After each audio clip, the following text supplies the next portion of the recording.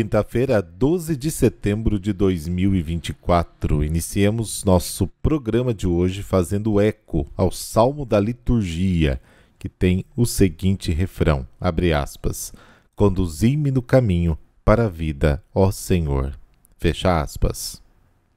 E o nosso super abraço desta quinta-feira vai para Pietra, que hoje completa 6 aninhos, de Imperatriz Maranhão, o Rafael Vatsoler, de Castelo Espírito Santo, obrigado pelo seu testemunho, viu? Foi muito bonito. Também a Lívia, de Jacaraí, São Paulo, a Maria Célia, daqui de Londrina.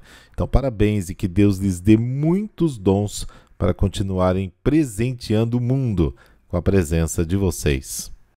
Este podcast é um oferecimento ArcelorMittal, a maior produtora de aço do mundo. Ativa Atacado, peças decorativas que vão deixar a sua casa do jeito que você sempre sonhou. Conheça os nossos produtos. Compre pelo nosso site. Na descrição deste podcast, você encontra o site de todos os nossos patrocinadores. Prestigie! O Evangelho de hoje nos conta a segunda parte do Sermão da Planície. Na primeira parte, Jesus se dirige aos discípulos. Na segunda parte, se dirige vós que me ouvis, ou seja, aquela imensa multidão que vinham de todas as partes só para ouvi-lo, para encontrar-se com Jesus.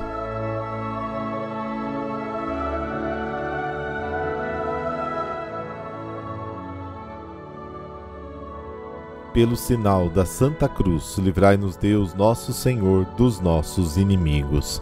Deus eterno e todo-poderoso, sobre os povos que vivem na sombra da morte, fazei brilhar o sol da justiça, que nos visitou, nascendo das alturas, Jesus Cristo, nosso Senhor. Amém.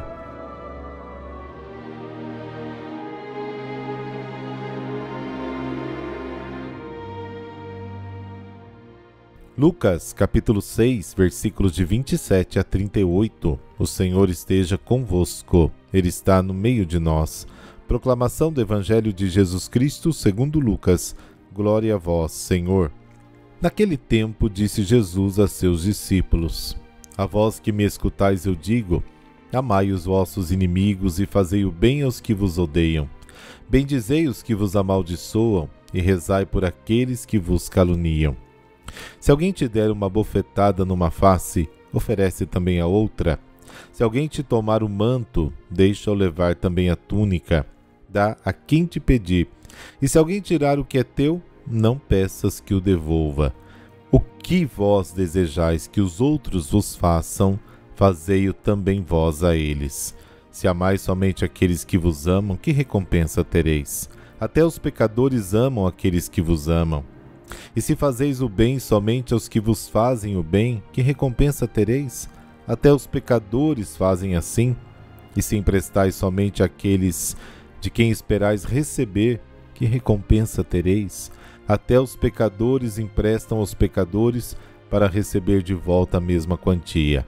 Ao contrário, amai os vossos inimigos, fazei o bem e emprestai, sem esperar coisa alguma em troca. Então a vossa recompensa será grande e sereis filhos do Altíssimo, porque Deus é bondoso também para com os ingratos e os maus. Sede misericordiosos, como também o vosso Pai é misericordioso. Não julgueis e não sereis julgados. Não condeneis e não sereis condenados. Perdoai e sereis perdoados.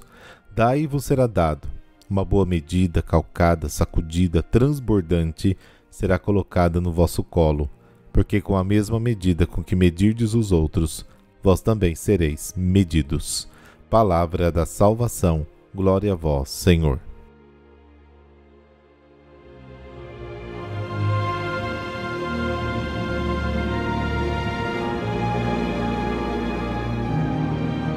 Bom, essas palavras de Jesus do Evangelho de hoje são praticamente uma autobiografia. Ele foi o primeiro a fazer o que agora ele nos pede.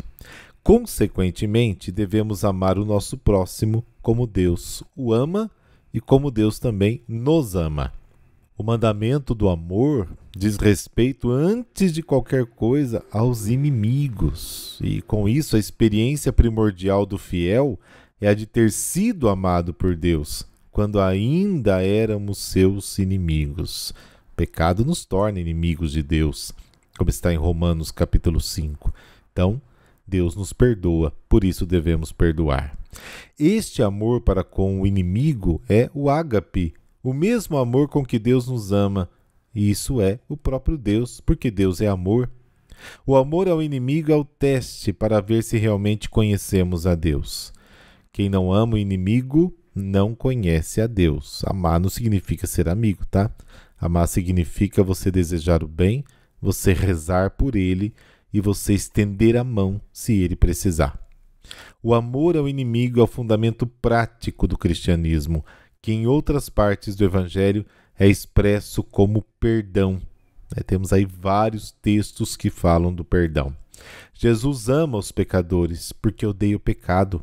E talvez nós odiamos os pecadores porque, no fundo, amamos o pecado. Se não amamos os nossos inimigos, somos até inimigos do próprio Deus, que os ama porque são seus filhos. Separar-se dos inimigos significa separar-se de alguma forma de valorizar e praticar o reino, que Deus, na sua misericórdia, nos une a todos, incluindo os nossos irmãos que muitas vezes nós não gostamos. A inimizade do outro quase sempre vem do meu egoísmo que quer escravizá-lo. O outro não é visto como irmão, mas como um instrumento do meu egoísmo. Amar os inimigos e amar o próximo é a mesma coisa. Os inimigos do homem são os da sua própria casa. Mateus capítulo 7, capítulo 10. O inimigo distante é menos detestável que o mais próximo. O amor não é apenas uma atitude interna de misericórdia. Como todo amor, ele se expressa mais em ações do que em palavras. Assim como a fé sem obras é morta, o amor ao inimigo não existe se não lhe fizermos bem com criatividade e imaginação. O primeiro e o maior bem que podemos fazer, com certeza, é a oração e desejar todo o bem do mundo para ele. E o nosso bem maior nos vem precisamente do amor aos nossos inimigos, porque nos dá a possibilidade de amar como Deus ama, em total gratuidade. E é interessante notar o adjetivo que Lucas usa para dizer misericordioso, em grego, oiktirmon, que indica a expressão externa da misericórdia, tanto como compaixão quanto como intervenção. Então, esse adjetivo aplicado a Deus é usado apenas 2 vezes em todo o Novo Testamento. Aqui, no Evangelho de hoje, e na carta de Tiago, capítulo 5, versículo 11. Na chamada tradução da Septuaginta, oiktirmon traduz o hebraico rahamim, que indica o útero. Então, isso significa que Deus misericordioso se apresenta a nós como pai e também como mãe. Então, este respeito é precioso, ele nos ama por dentro, E a este respeito é precioso que escreveu São Clemente de Alexandria. Ele dizia o seguinte, abre aspas, pela sua misericórdia e divindade, Deus é Pai, mas ele também é ternura, que ele tem por cada um de nós, faz com que ele nos ame com amor de mãe. Quis dives salvetur, dizia ele.